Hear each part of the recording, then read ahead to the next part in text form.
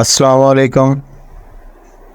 آج جو میں آپ سے واقعہ بیان کرنے والا ہوں وہ ہمارے پیارے نبی حضرت محمد صلی اللہ علیہ وآلہ وسلم اور حضرت ابوبکر صدیق رضی اللہ عنہ کا بہت ہی مشہور واقعہ ہے، جب آپ حضرت محمد صلی اللہ علیہ وآلہ وسلم اور حضرت ابوبکر صدیق رضی اللہ عنہ مکہ مکرمہ سے مدینہ منورہ کی طرف ہجرت کر رہے تھے۔ قریش کے لوگ ان کا پیچھا کر رہے تھے تاکہ انہیں پکڑ سکیں اور ان کے دین کی دعوت کو روک سکیں۔ حضرت محمد صلی اللہ علیہ وآلہ وسلم اور حضرت ابوبکر رضی اللہ عنہ نے قریش کے ظلم و ستم سے بچنے کے لیے غار ثور میں پناہ لی۔ یہ غار مکہ کے جنوب میں ایک پہاڑ پر واقع ہے۔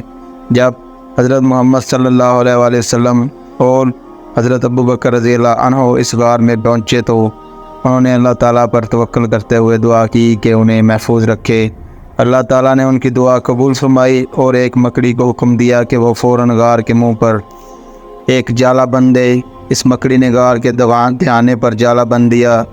اسی دوران اللہ کے حکم سے 2 کبوتر بھی آئے اور انہوں نے غار کے دہانے پر گھونسلہ بنا لیا اور انڈے دے دیے۔ جب قریش کے لوگ حضرت محمد صلی اللہ علیہ وآلہ وسلم اور حضرت ابوبکر رضی اللہ تعالیٰ عنہ کی تلاش کرتے ہوئے اس غار کے قریب پہنچے تو انہوں نے دیکھا کہ غار کے منہ پر مکڑی کا جالا ہے اور کبوتروں کا بھی گھونسلہ ہے۔ قریش کے لوگوں نے آپس میں کہا کہ اس غار میں کوئی نہیں جا سکتا، کیونکہ اگر کوئی اندر گیا ہوتا تو مکڑی کا جالا اور کبوتروں کا گھونسلہ نہ ہوتا۔ اس طرح اللہ تعالیٰ نے اپنے پیارے نبی حضرت محمد صلی اللہ علیہ وآلہ وسلم اور ان کے ساتھی حضرت ابوبکر صدیق رضی اللہ تعالیٰ عنہ کے حفاظت کا انتظام فرمایا۔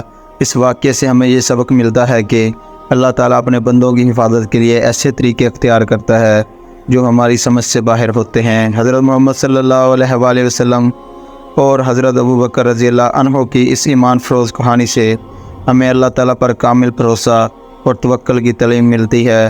اللہ کی مدد اور حفاظت ہمیشہ ان لوگوں کے ساتھ ہوتی ہے جو اس پر یقین رکھتے ہیں اور اس کے راستے پر چلتے ہیں۔